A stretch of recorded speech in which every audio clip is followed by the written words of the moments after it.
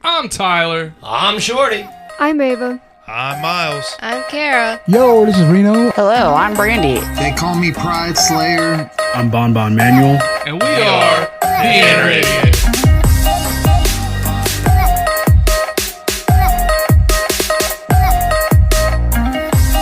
Podcast you're about to listen to has crude language, violence, and other things you probably shouldn't let your children listen to. Please enjoy. Get out of the trenches of tedious tasks like managing order fulfillment and start growing your business with ShipStation. They'll help increase profitability by automating your workflow with their simple, easy-to-use dashboard. With it, you can pretty much do everything you need to quickly and easily. Update order information, print labels, compare rates, optimize shipments, and even set up automatic delivery notifications. And it doesn't matter where you sell. Amazon, Etsy, eBay, Shopify, ShipStation can integrate pretty much anywhere online. Another great thing about ShipStation? They can help reduce costs with industry-leading discounted rates from some of the biggest mail carriers. You might even be able to get up to 89% off USPS and UPS rates. So, make this year your most profitable one yet. Sign up for your free 30-day trial at ShipStation.com and use the code Spotify. That's ShipStation.com with the code Spotify. Drop what you're doing, swallow what you're chewing, because it ain't wet from sweat and we ain't done yet. And we don't want you choking from all this joking. Welcome to Inner Idiot Podcast, where we just want to bring some laughs to your day and touch your insides. And when I say touch your insides, I mean pull your heartstrings. Don't be nasty, people. I am your host, the big, the bald, the beautiful, the brash, the bumbling, and the oftentimes bastardly MC Tyler Havlin, and I talk slow and I walk slower. 2 claps and a Ric Flair. Woo! I'm gonna need you to woo on that next one, Kanooble. I was about to say we ought to cut on the next one. I was about to say we can actually cut the live or remote people a little bit of slack because there is a delay between all this. Just being on the phone and whatnot. So it's never been in sync, but if you could figure it out, props to you. All right, next up, he is the Lord that's never bored, the commander of the comic book. He's been petting kitty and grabbing titty since 1991, and I said it with my eyes closed because I didn't need a cue. His shirt's already off, so that means your Aunt Mildred's already wet. 2 claps and hey, you know it's for the ladies. Okay? 2 claps and Ric Flair for Lord Shorty fresh in the flesh. Woo! Ooh, she was close. She was close. Next up, a very special guest we've been trying to get in here for a while. She is a mental health advocate, an author, a published author at that, a comedian, and a sex educator. She's got a fat ass and all the sass. She is the hoe on the go, and she's here on our show. 2 claps and Ric Flair for C.A. Kanooble. Woo! How you do today, Kanooble? I am great. Thanks for having me. Hey, thanks for coming on. Like I said, we've been trying to work this out for a while now. Yeah, it gets kind of crazy with scheduling. So. Yeah, for sure. Now, the rules for new guests on the show is you're going to tell us about yourself in the second segment. But the first segment, you got to bring the embarrassing stories to us. All right. So I do have one. You want me to start now? Oh, yeah. The floor is yours. All right. So I wasn't very popular in high school. It's not that I wasn't well-liked. I was just dressed strange, definitely MySpace era, the Roar pictures and stuff like that, the emo hair. The Roar definitely. Pictures? The RAWR. Yeah, RAR. RAWR. I come from the era where people hissed at each other in the hallways. There was no hissing in my high school. How old are you, if you don't mind me asking? I was born in 91. 91. Okay, yeah. I understand. Okay. I get it. All right. I was homeschooled, but because I was a goth kid, I wasn't an emo, but I was closely associated with a lot of emos. Was there hissing in your hallways? I don't think Rosemary ever hissed at me.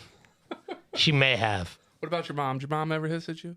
No, Mom did a lot of glaring, but I know people who did hiss. I knew the people that did the whole RAR and the whole fucking XD. And I was like, man, this is fucking embarrassing. Were you one of those people, Kanooble? Is that what I'm hearing? I was not. I was not. I just wanted to give you guys kind of like a summary of the era that I came from in high school. Oh, okay. right. I know exactly where you're coming from then. All right, so back to you. My bad. We derail a lot here on the show. Okay. It happens. I'm fucking ADHD. Same. Gang, gang. Gang, gang. Okay. Gang, gang. So the reason I say that is because in this era of high school, it was a thing for people to pants each other, which means they would pull down sweatpants in gym. Yeah. And 99.9% of the time, I was prepared just in case with shorts underneath.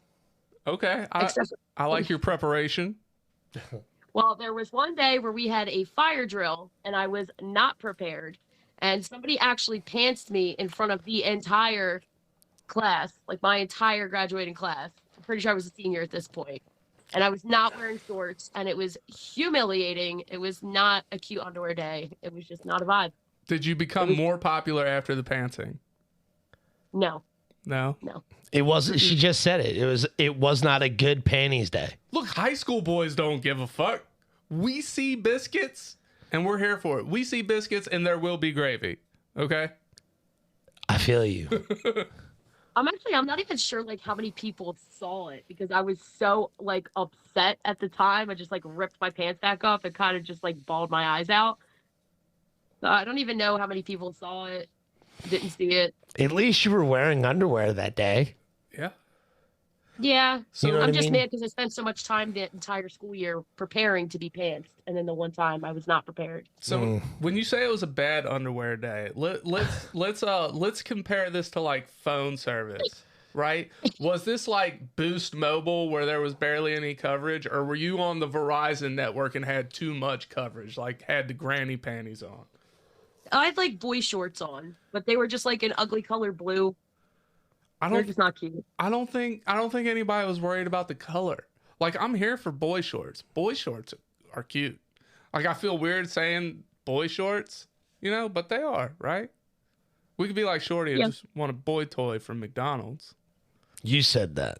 We can soundbite you saying that. At this point, yes. Yeah. So, like, what was it like after that? Like, did you come to school the next day? Was it a Friday? Did you have the weekend to, like, recover? No, pretty sure this was like midweek. And I was in a lot of like extracurricular programs, so I even had to like stay after school and stuff. Did anybody you know, like, bring it up to you? Like, oh my God, I can't believe your fucking ass was out for the world to see. No, and I think this is the reason why. So I went to high school in Levittown. Okay. But I'm from Philly, and for some reason, like, people didn't mess with people who came from Philly. I guess they thought we were all like ready to kill someone at a second's notice, which they're not entirely wrong. But even though like people bullied me or made fun of me, they never like stepped to me. And if I'm upset, like, definitely not, because I will pop off. You'll pull a shank right out them boy shorts. No, I'll just knock somebody's teeth out and wear it as a necklace. Who needs a fucking shank? Right? I'm scared now. Shit. Fool. Look, we did some wild shit in fucking high school, right? Like some shit that would get you landed in jail today. Like the fucking pantsing. You can't do that these days. But see, me, when I was in school, we walked around and checked everybody's oil. And I really think that's where my love of butt play came from. What is checking oil? You don't know what it means to check somebody's oil? You walk up behind them and you have your thumb up, ready to go. Like, say you're going to give somebody a thumbs up, but you don't give them the direct thumbs up. You drop that motherfucker down and you shove that thumb right up their ass. That's checking somebody's oil. You never did We used to that? call that a cheese curl. Cheese curl? I like that name. It's so we got checking oil, cheese curling, and cornholing. Those are the three names I've heard for it now. But I am unfamiliar with all three of these things. don't worry, I'll cornhole you when the episode's over.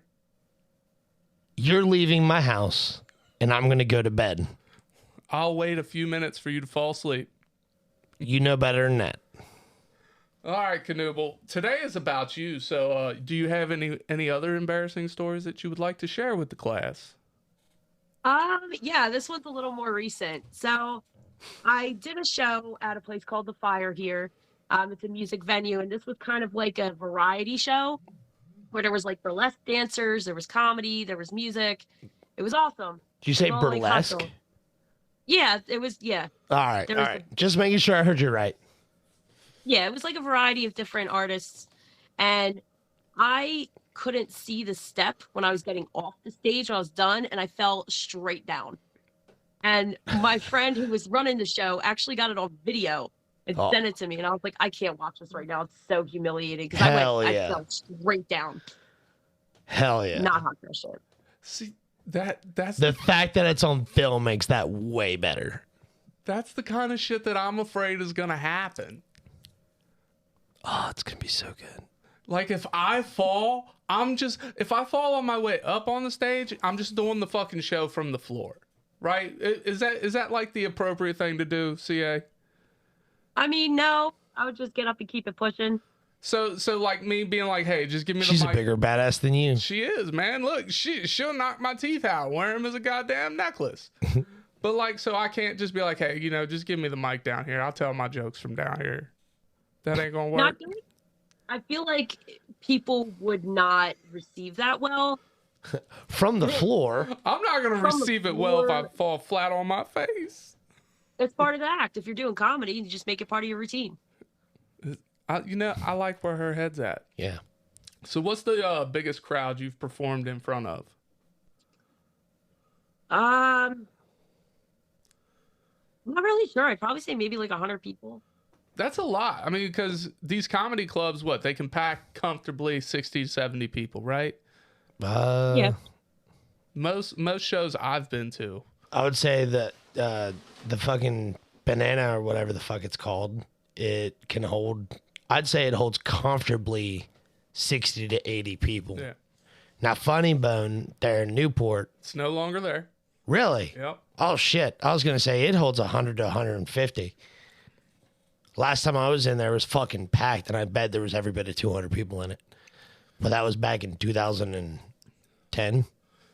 Yeah, that was a little while ago. So you're planning your tour, right? Your little mini tour? Yeah, I'm hoping I could do it this year, but it all kind of depends. I think you got this, Kanooble. When you come to Cincinnati, you're not actually going to come to Cincinnati, though. Now, here in Cincinnati, if you're within a 40-mile radius, it's called Cincinnati, right? So our comedy club is in Liberty Township. So that's where you got to look. Funny Bone in Liberty Township. And when you come there, we're going to be there with motherfucking bells on. Okay. Or whistles. Bells and whistles. I'd usually sport both. All right. So you wrote the Hose Handbook, right? Yes. And there are rules in this book, correct? Guidelines. Yeah. Guidelines. Can we get some of those guidelines? Sure. So number one to start, sorry, it's a little delayed. Number one is definitely a hair tie around the wrist. I hope we'll always have one because we're always prepared to suck dick or fight at any time. But the bottom line and the moral of the guideline is to just always be prepared. This is a good rule. Yeah. Is this how to spot a hoe or like rules to follow if you are a hoe? I mean, it definitely helps you spot a hoe. It definitely tells you the difference between a slut and a hoe. Sluts are never prepared. So, if you see the hair tie around the wrist, you've got a hoe and not Keep a going. slut. Beyond that, it's definitely, I forget the second part of what he said. You said it was to see a hoe and what else?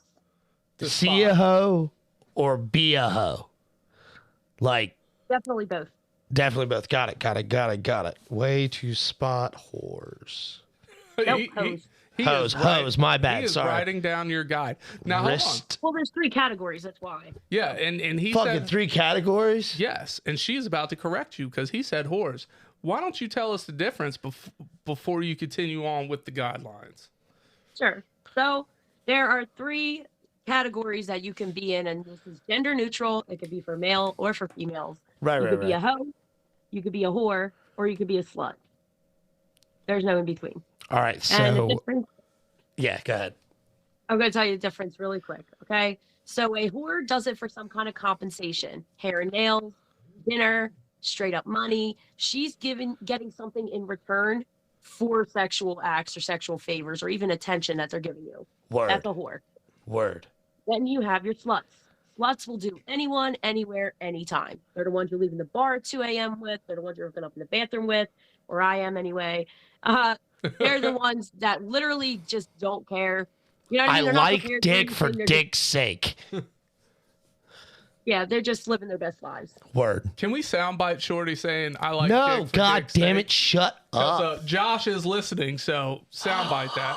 All right, continue on, Kanooble. And then you have your hoes. Hoes are kind of like reformed or refined sluts. So they have a roster. Those are the select people that they mess with. They always have the hair tie around the wrist because they're always prepared, like I said.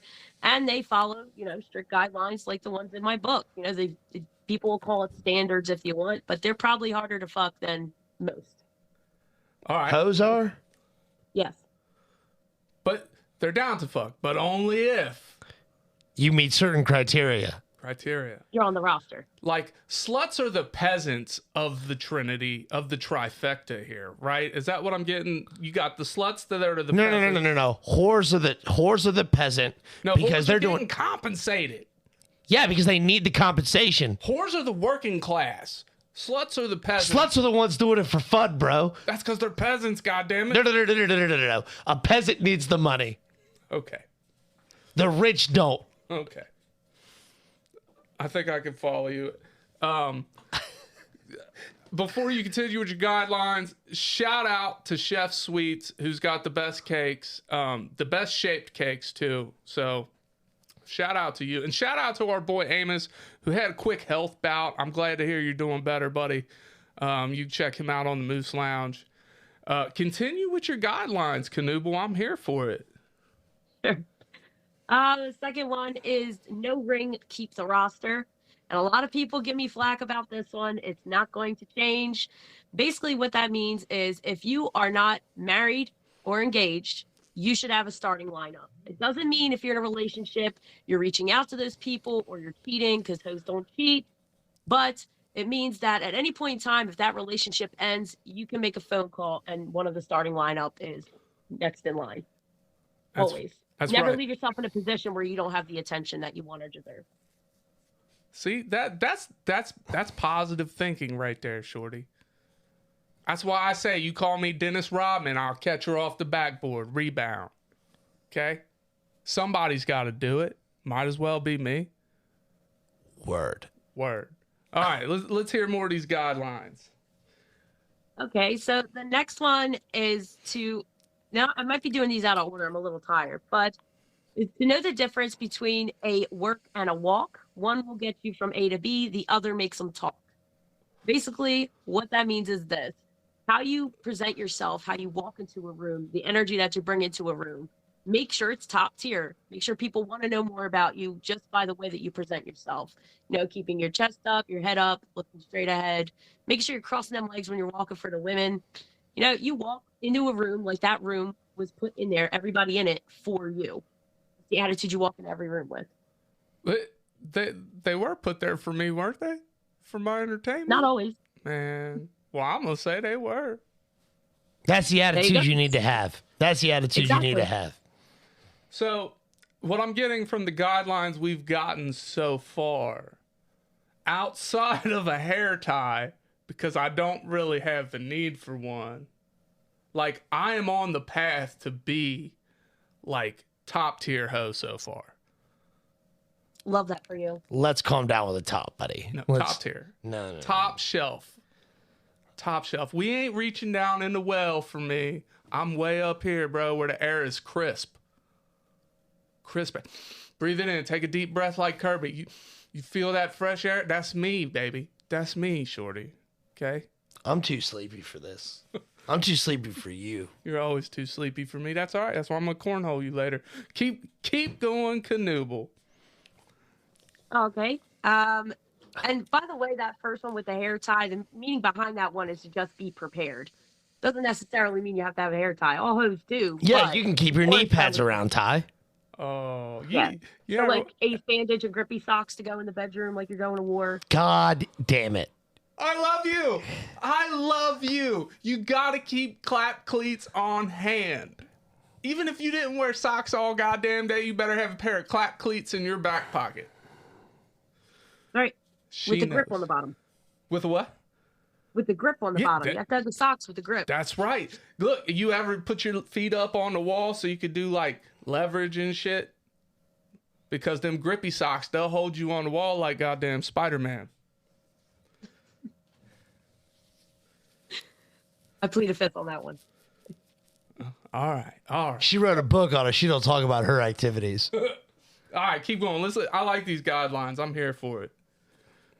I mean, mostly after that, it's like if you have to work for a man, meaning the man, make it a good looking one. And what I mean by that is make sure you enjoy what you're doing for your work because you spend most of your life there. Yeah, this is facts. So when I say that, it's like, or put a mirror at my desk. And that way I'll just look at myself if there's nothing nice to look at here. But like, it means the same thing. It means just to be happy with the work that you do every day because you have to do it every single day. Unfortunately. Something you enjoy. Unfortunately. All right, how many guidelines are there? Well, there's like the top 10 guidelines, and then there's chapters after that that kind of more go into being single, being in a relationship. There is sexual stuff in there, but really it's mostly about confidence, it's mostly about relationships and communication and just how to be a better person. The book is called The Hoe Handbook, How to Please and Be Pleasing. And see, to yourself and other people. And here's what I like about it so far is you have turned a term that traditionally has been used in a derogatory way and you flipped it on its motherfucking head, right? And you're turning it into something that is all about self-love and positivity. And to me, that's like that's perfect. I love it. So let's get one more guideline before we take a pause for the cause. Well, I also just want to add for a second that HOE, H-O-E, stands for happiness over everything in my book. So drop the mic. You can write that one down. I like it. That's gonna be today's closing. I'm shaking my head to dropping the mic. Don't drop my mics. I'm not really. It's attached to the motherfucking wall, bro. Mm-hmm. All right. So the last one I'll give you is this one. Communication is key, but really just your mouth is. I can get down with that. I can. That's like my favorite activity. Obviously, I'm chubby. Anyways, look, if you want to hear more, this episode will drop 2 weeks from today. If you're watching on Facebook Live, you can catch us on Spotify. YouTube now has us. Google Podcast is shutting down on April 2nd, but if that's where you're still listening, folks, go catch it there. Pandora, iHeart, Apple Music, all those places. We will come in your ear holes from there. Make sure you're following me on Facebook, Tyler Havlin, or join the Inner Idiot fan page. We're going to take a pause for the cause, pay the light bills, and we will be right back. And we're back. You know you missed us, but you know you like our little segue music. Don't lie to yourselves. All right, we're back. We're here to celebrate Kanooble today. So, tell us about everything in the world of Kanooble because, man, you are an interesting person. We have had some great conversations. You've taught me some shit, really. Yeah, well, I am a comedian. I started my comedy journey at the end of this month. It will actually be 4 years since I started comedy. I traveled up and down the East Coast to do so. I'm planning on traveling a lot more with my comedy this year. I did write my original Ho Handbook 10 years ago. And I did kind of take it out of publication so that I could rewrite it now that I'm in my 30s. I'm saying that a little bit lower. I'm in my 30s. I've learned that a lot of the things that I put in my book initially were a little bit toxic. So I kind of went back, took some things out, worked some things around, added some more to it. So I'm really excited about that. I do have a mental health foundation called The Mind That Matters, where I interview people who have different mental health conditions around the world, kind of give people an insight on what it looks like to live with conditions and symptoms, things like that. Informational videos, it leads them to different like podcasts and things like that if they don't have references or they need information on different conditions if they're interested. And then I also run my own business. So Run your own business. What took you down the line of researching or I guess researching would be the correct term, researching the mental health aspect? What took you down that line? Well, actually, last April, I attempted to, what's the word I'm looking for? I made an attempt last year in April, and I went on a grippy sock vacation, as I like to call it. And before that, I had like no information on mental health. It wasn't talked about in my family. I got diagnosed with a laundry list of conditions. And with that, I got kind of no information on what they were or what that meant for me or my behaviors. And the people that I met inside the hospital that I was at really gave me some insight on serious conditions like dissociative identity disorder and schizophrenia and things like that. I was like, this is serious. You know, it really taught me that the brain is kind of wired different when you have these conditions, which led me down the rabbit hole of endless research. Now, have you joined therapy since to like kind of help you navigate your own mental stability or mental health? Oh, absolutely. I'm an outpatient, which basically is kind of the same as being in the hospital, but outside of it. Yeah. I have borderline personality disorder, so it is extremely hard to manage on my own. And I do take meds, obviously, but aside from that, just even with a regular therapist, there needs to be a little bit more for me. Right. So I do therapy sessions and meet my psychologist, psychiatrist, Sure. therapist. I'm sure they have 3 of their own therapists because yeah. Not for the light of heart. No, that's awesome. And I have gone through and talked to a lot of different people about their mental health issues and kind of expanding my own understanding and knowledge of them as well. And like dissociative identity disorder, DID, is one in particular that's very near and dear to my heart because a friend of mine, she passed away years ago from an attempt, and she was diagnosed with that. So that one specifically holds. So whenever I meet people who have had similar cases or suffer from similar things, it really resonates with me, and like spreading the knowledge, spreading awareness of that, and especially mental health in general. Just, you know, like, because I don't ever want anybody to ever feel alone like that. You know what I'm saying? And that's one thing that's always been very precious to me. And I appreciate the work that you're doing. And that is one thing, we make a lot of jokes on this show, but that is one thing we are very serious about is mental health. We will make some jokes, but they're all lighthearted, and just know that anybody listening, like Shorty and I, you can reach out to us. We are here for you. But because that is one thing we take very seriously. Absolutely. So how did therapy affect your comedy, though? That is one thing, because I kind of want to go to therapy, but I'm afraid that it's going to hurt my jokes. Honestly, it's kind of helped me navigate some of my more darker style of comedy I'm kind of dipping into. I haven't told any of these jokes like on stage yet. They're just something I'm kind of forming. I'm working on a 45-minute mental health set. But the thing is, like, some of mine is kind of dark. I am an attempted murder survivor. So I kind of make jokes about that. My therapist is always like, maybe you shouldn't use that one. It's a little bit dark. And I'm like, if I can't make fun of the situations I've been through, then I can't say that I've healed from them. I have to be able to laugh about it at this point. And then she was like, I understand you want to laugh about it, but maybe making jokes on stage about it, you know, kind of belittles the experience. I'm like, maybe to you, but I'm a comedian. You know, to me, that's not belittling anything. If anything, it gives me more power over the situation. And it brings light to said situation. Like, it makes other people aware of what's going on. And if they laugh at your joke, maybe you triggered something in them that make them look inward. They laughed at your joke, and maybe they saw something in that joke. They're like, hey, maybe I do this, or maybe that's happened to me. And they look in, and maybe they get some self-discovery from it. See, that's what I love about comedy, and people don't understand that. Like, we may make jokes about offensive shit, but guess what? That offensive shit, it might make you think. You know what I mean? It might teach you something about yourself at the same time, giving you a laugh. I agree. I definitely agree. My therapist does not, though. Babe, they're an expert in therapy. We're the expert in laughs. You just tell them to stay in their lane. Fair enough. All right, so continue on. We want to learn all about you here today. Okay. Well, I mean, I also run my own business. I started it last year. I made Businesswoman of the Year for my area in 2023. Congratulations.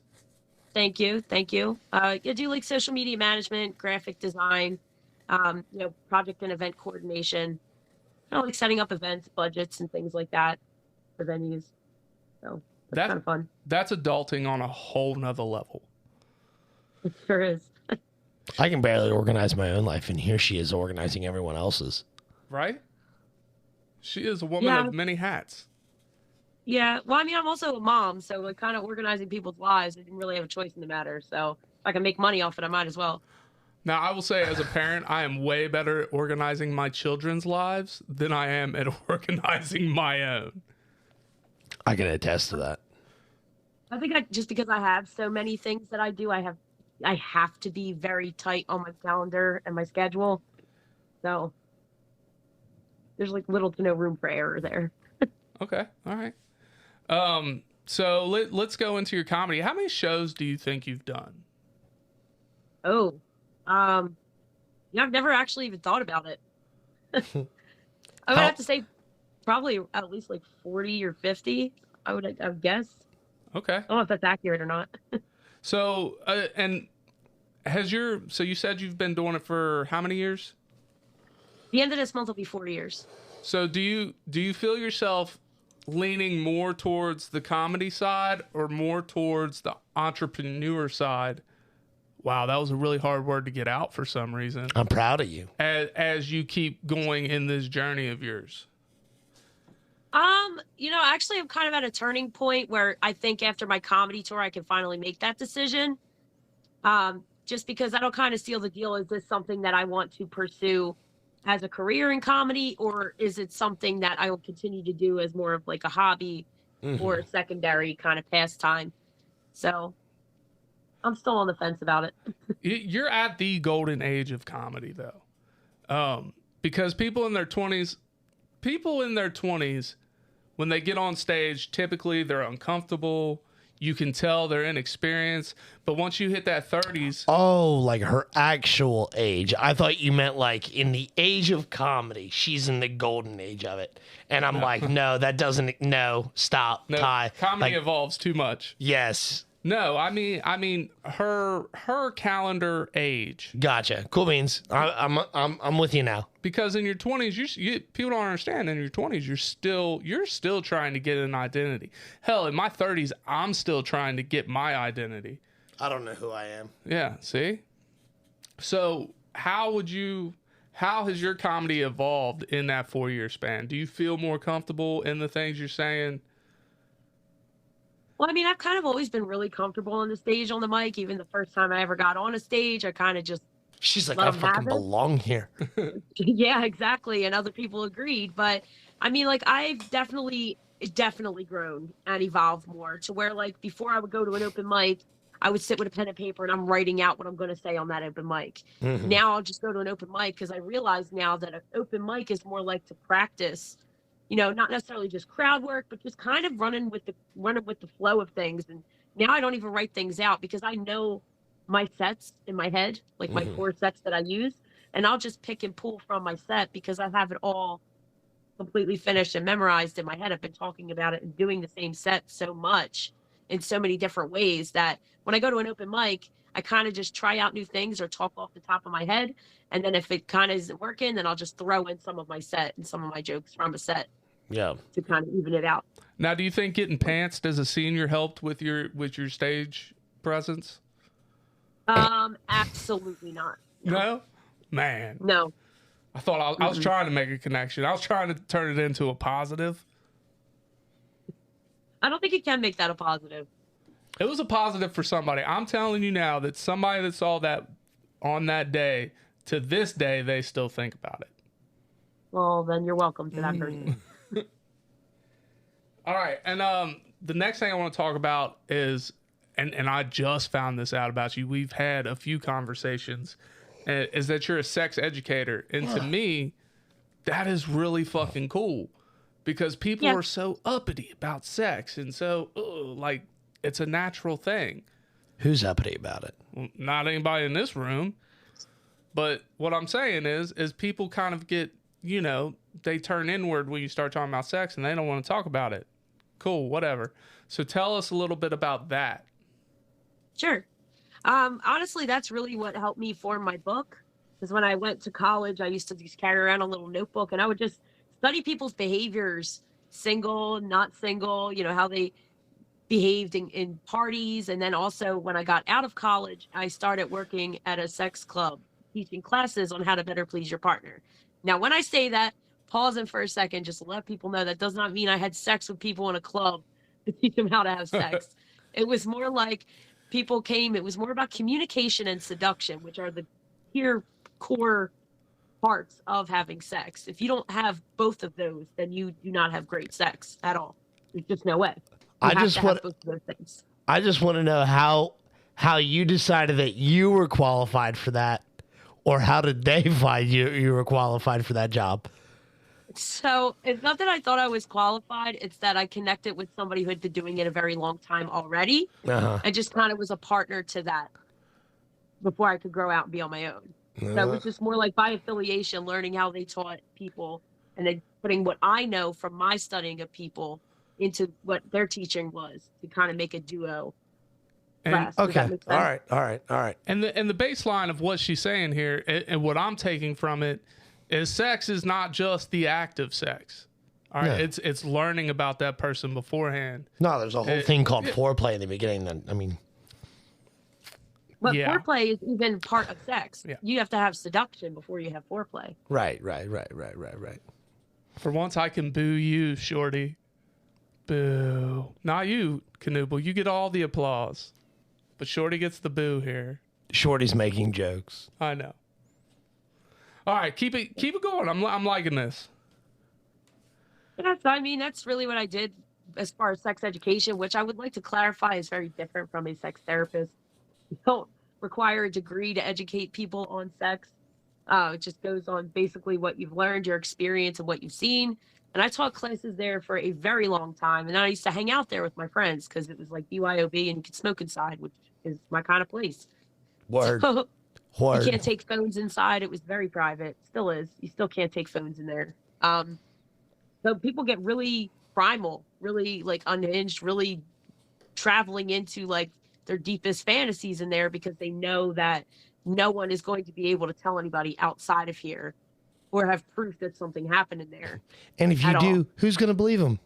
Yeah, no phones. Pictures or it didn't happen. There ain't no pictures. No pictures. Nope.